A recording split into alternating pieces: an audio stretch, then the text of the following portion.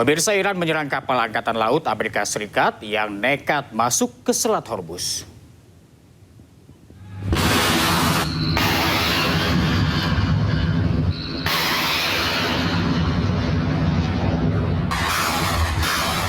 Dikutip dari kantor berita Iran, Fars, 2 rudal menghantam kapal Amerika Serikat karena dinilai melanggar peringatan Iran. Kapal masuk Hormuz dekat kawasan Jas. Kapal Angkatan Laut Amerika Serikat pun putar balik. Garda Revolusi Islam Iran berulang kali mengumumkan larangan bagi siapapun untuk tidak melintasi Selat Hormuz.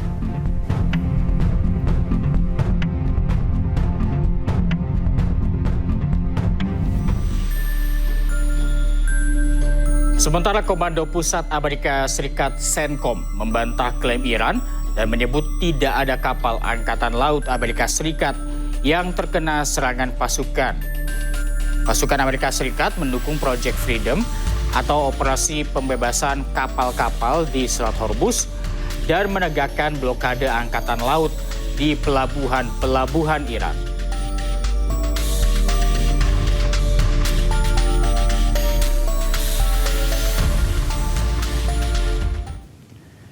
Pemirsa, pelabuhan Fujairah di Uni Emirat Arab terbakar hebat usai dilaporkan terkena serangan rudal. Pihak Uni Emirat Arab menuduh Iran yang melancarkan serangan tersebut.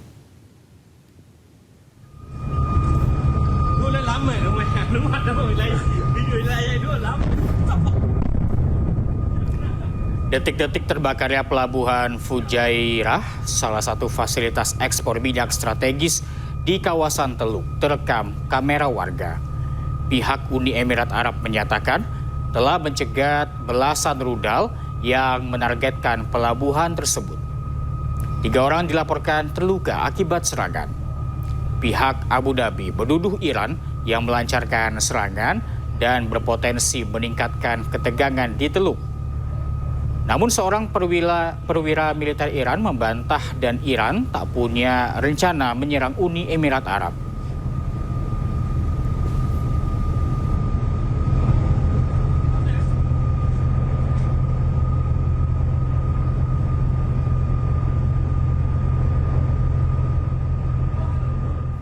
Sementara itu, Israel memperkuat kerjasama dengan Uni Emirat Arab. Kedua negara ini bahkan melakukan latihan militer gabungan.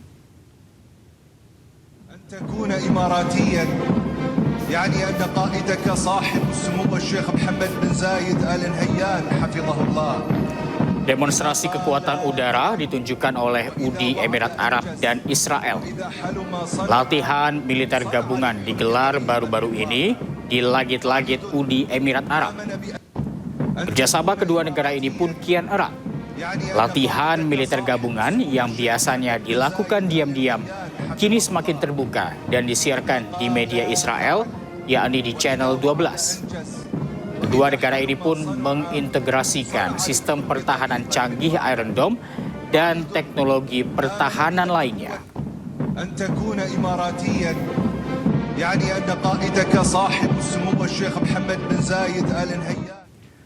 Kapal tanker Iran lolos dari blokade Angkatan Laut Amerika Serikat dan tengah menuju Kepulauan Riau, Indonesia.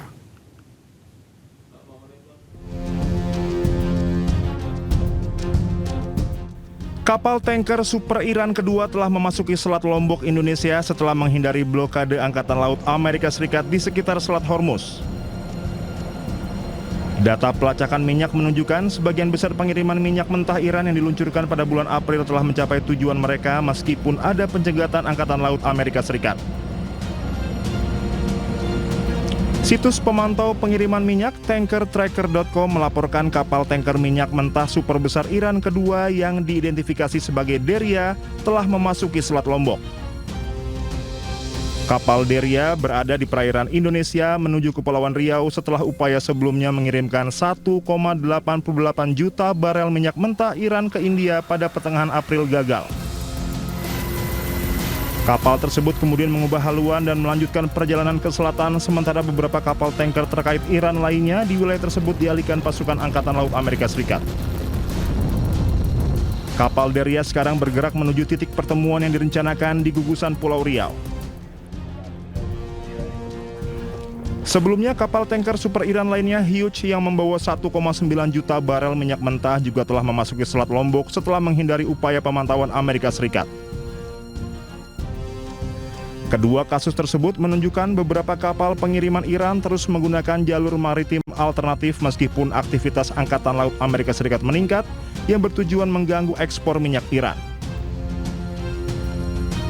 Sekitar 25 kapal tanker minyak berangkat dari pelabuhan Iran membawa minyak mentah selama bulan April. 7 kapal dialihkan kembali ke pelabuhan Iran oleh Angkatan Laut Amerika Serikat, sementara 2 kapal disita oleh pasukan Amerika. Kapal-kapal yang tersisa telah mencapai tujuan yang direncanakan atau berhasil tiba di titik pertemuan yang telah ditentukan. Selat Lombok menjadi jalur alternatif yang semakin penting bagi kapal-kapal yang berupaya menghindari pengawasan ketat di perairan yang diblokade Amerika Serikat. Sementara itu, kapal-kapal di Selat Hormuz mulai bergerak. Amerika Serikat pun mengklaim mengawal 2 kapal keluar dari jalur tersebut.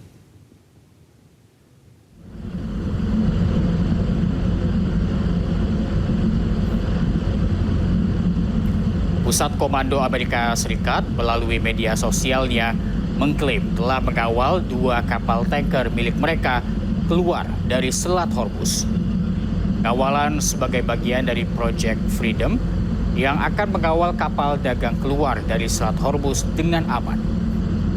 Korps Garda Revolusi Islam Iran mengecam klaim Amerika Serikat ini dan menyebutnya sebagai kebohongan terang-terangan. Iran tegaskan akan tetap melarang kapal-kapal sekutu Amerika Serikat untuk melintasi Selat Hormuz. Amerika Serikat pun menerapkan aturan yang sama dan melarang kapal-kapal sahabat Iran masuk dan keluar dari pelabuhan Iran.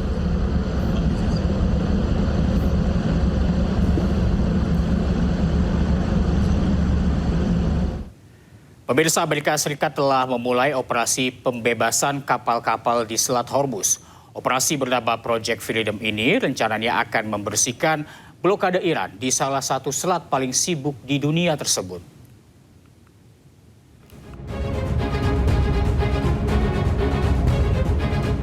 Operasi Project Freedom telah dimulai sejak Senin siang. Tujuan dari operasi militer ini ialah untuk mengawal kapal-kapal dagang yang melintas di Selat Hormuz. Presiden Amerika Serikat mengatakan, operasi ini adalah blokade yang sangat bersahabat dari AS. It's a very friendly blockade. Nobody's even challenging it. Nobody at all is challenging it. Just so you understand, many presidents have been involved in things that are very big. They never had to go through anything with respect to Congress. They considered it to be totally unconstitutional. Sementara itu, hingga kini Iran menolak Project Freedom. Kepala Keamanan Nasional dan Kebijakan Luar Negeri Parlemen Iran, Ibrahim Azizi menyebut, operasi ini bentuk pelanggaran gencatan senjata. Anggota Parlemen Iran menegaskan negaranya menolak pendekatan negosiasi yang saat ini dilakukan Amerika Serikat.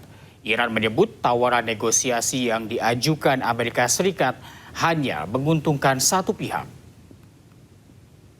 اونها مذاکراتی است که یک طرفش پلیس آمریکاست و طرف دیگرش گردن آقای جورج فلوید که زیر زانوی اون پلیسه. ما اصلا چنین معادلی رو قبول نداریم.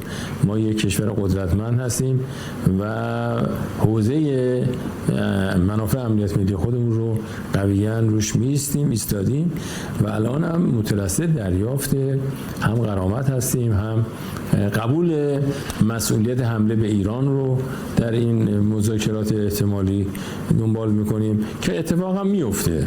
یعنی وقتی پیروزی رو ما تثبیت کردیم طرف مقابل بایستی تمکین کنه به آنچه که مرتکب شده، یعنی حمله به ایران، خساراتی که به ما زده و اینکه میبایستی از مسیری که تا الان دنبال کرده بگذره. Pakar Geopolitik dan Keamanan Nasional Wibawanto Nugroho Widodo melihat operasi Project Freedom sebagai upaya Amerika Serikat untuk terus menekan Korps Garda Revolusi Islam Iran atau IRGC agar bebaskan kapal-kapal di Selat Hormuz. Sementara itu, Iran mengajak Amerika Serikat bernegosiasi terlebih dahulu dengan pelonggaran sanksi ekonomi dan juga militer. Saya mau menjelaskan bahwa Project Freedom ini merupakan kelanjutan operasi dari yang sebelumnya. Dan kemungkinan juga ini merupakan satu cara penekanan, peluang untuk Amerika melakukan yang namanya operasi khusus melawan IRGC, karena IRGC ini memang keras ya, dan IRGC ini terbentuk dari struktur konflik. Karena denyut nadinya IRGC ini adalah konflik. Kalau tidak ada konflik, IRGC ini kehilangan relevansi ideologis, geopolitik di Timur Tengah dan juga ekonomi dan bisnis ya. Jadi IRGC ini memang penjaga ideologi Iran sejak tahun 79. Dan kita harus hargai perspektif masing-masing. Nah, sementara Iran sekarang mengajak untuk bernegosiasi dengan cara reciprocal. Artinya satu aktor mundur, satu parti mundur, Amerika mundur satu langkah. Ini mundur satu langkah gitu. Makanya mengajak negosiasi dengan bicara mengenai pelonggaran sanksi ekonomi dan militer dulu. Baru nuklir nanti belakangan. Sementara Amerika nggak mau.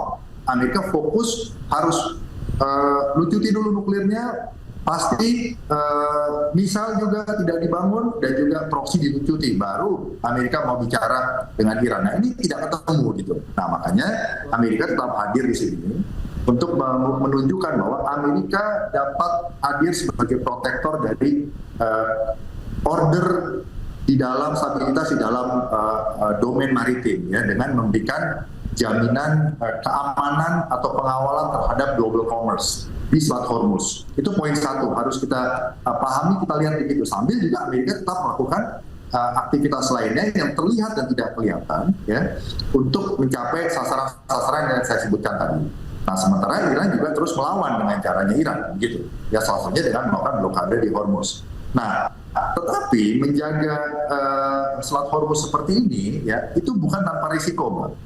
Karena resiko-resiko kecil itu sering menjadi, berdasarkan sejarah ya, menjadi trigger munculnya perang besar, bahkan perang dunia gitu. Nah di sini Iran mempunyai kemampuan asimetris di domain maritim, baik itu drone, baik itu ranjau laut, baik itu kapal-kapal cepat, sehingga nanti pada saat proses pengawalan ini hal-hal operasional itu bisa menimbulkan risiko yang tidak diharapkan gitu. Ya jika ada penembakan atau ada insiden yang bisa melebar. Itu ya poin kedua ya. Nah poin yang ketiga ya, ini harus dilihat sebagai bargaining strategis dari Iran juga kepada dunia, bahwa ini kan masalah geopolitik ya Mbak ya. Geopolitik. Jadi geopolitik itu dasarnya adalah interest yang dipengaruhi ideologi masing-masing. Jadi semua relatif. Dan interest itu dikemas dengan informasi ya, untuk melahirkan narasi, untuk mendapatkan legitimasi di tingkat global. Jadi Indonesia itu tidak boleh mengambil posisi posisi ideologis membela Iran atau Amerika gitu.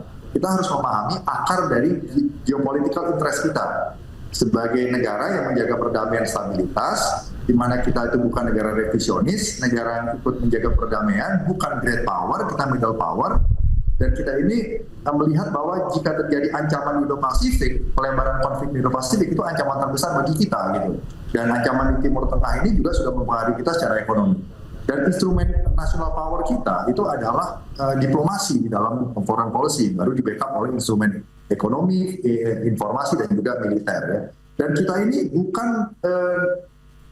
kita ini adalah negara hedger gitu ya, negara hedger. Jadi kita harus mempunyai melakukan apa yang disebut equidistant diplomasi untuk menjaga strategi otonomi kita bahkan ke setiap negara yang berkonflik gitu ya.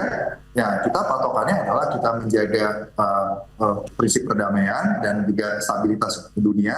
Kita sebisa mungkin mentaati apa yang menjadi norma-norma internasional yang dihormati oleh PBB dan juga hukum internasional gitu. Itu basis kita di dalam berdiplomasi. Nah, karena kondisi saat ini Mbak ya, kalau kita lihat Iran itu juga mengajak dunia itu untuk memahami perspektif mereka. Ya kita juga bisa pahami bahwa kalau Hormuz itu terjadi konflik, yang menderita bukan hanya Iran dan Amerika, everybody will suffer, gitu. Semuanya akan menderita. Dan Iran ini mengirimkan pesan strategis kepada kita semua. Oleh karena itu, Indonesia tidak boleh melihat konflik yang ada di Hormuz ini, termasuk juga Project Freedom ini, dan semua yang terjadi ini saat ini, sebagai konflik yang jauh, gitu. Karena jika terjadi apa-apa, ini kan akan menimbulkan apa yang disebut istilahnya imported inflation gitu loh. Inflasi yang disebabkan karena faktor luar negeri yang menimbulkan kenaikan bahan-bahan dasar yang akhirnya rantai supply dan ujung-ujungnya menekan rupiah dan juga APBN kita gitu. Dan krisis ekonomi juga bisa muncul di negara-negara yang mempunyai fundamental ekonomi yang kurang kuat. Makanya di sini kita harus mempunyai diplomasi yang kuat, ketahanan nasional yang kuat, ketahanan energi dan ketahanan ekonomi, sehingga kita cukup kuat untuk tidak dipaksa memilih blok salah satu. Dan kita juga harus mengantisipasi bahwa konflik itu bisa melebar ke Indo-Pasifik dan bahkan bisa masuk ke wilayah Selat Malaka. Karena Selat Malaka adalah selat ke-8 ya, dari 8 selat utama, dari 8 choke point utama di dunia. Setelah Bab El Mandab yang nomor 6, nomor 7 adalah Hormuz dan nomor 8 adalah choke point ya. Totalnya ada 8 atau 9 tergantung dari mana. Itu dihitung dari terusan Panama ya. Panama, Gibraltar, Suez, ya, Bab El Mandab, dan juga ada di Turki dan juga Hormuz dan juga Selat Malaka. Jadi kita harus melihatnya seperti itu, dan kita harus lihat cara Presiden Trump untuk menyelesaikan permasalahan ini ya.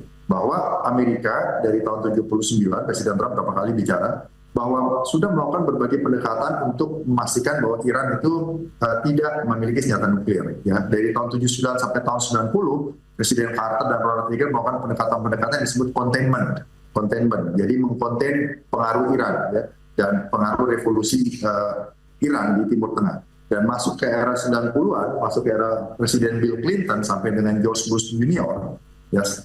George Bush Junior itu, jadi George Bush Senior, Clinton dan George Bush Junior itu sudah melakukan tindakan-tindakan yang sifatnya lebih tegas kepada Iran. Karena sudah ada indikasi Iran mempunyai intensi untuk membangun senjata nuklir. Setelah itu pendekatan yang sifatnya multilateralis, ya, dilakukan oleh Presiden Obama saat itu, ya. Nah, sampai akhirnya Presiden Trump melihat bahwa ini tidak menyelesaikan masalah karena hanya menunda Iran untuk mempunyai senjata nuklir. Itu poinnya tuh.